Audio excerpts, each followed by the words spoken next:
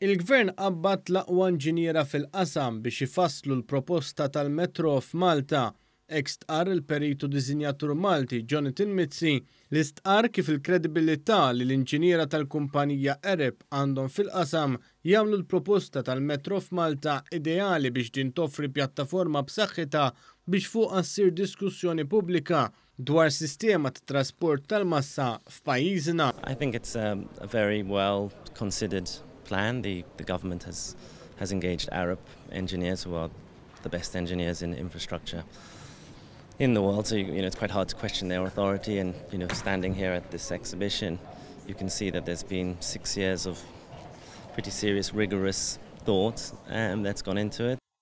Lil Mizzi, perit rinomat anke barra minn Malta, tant li għandu uffiċċju f'Londra, staqsejnih jekk jaħsibx li f'pajjiżna jista' jsir il-proġett tal-metro.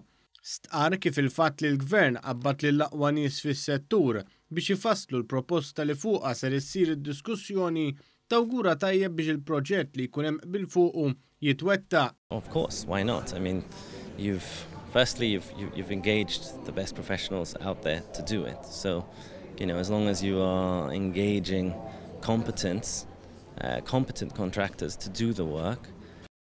Mizzi nota kif din tista' tkun opportunità tajba biex jitnaqsu l-karozzi f'pajjiżna u bekk l-artijiet li bħalissa jintużaw għal parkeġġi jinbidlu fi spazji miftuħa. There are such great opportunities. We have 420,000 cars on this island, which is the equivalent of 42 million square meters of space, because a car is 10 square meters.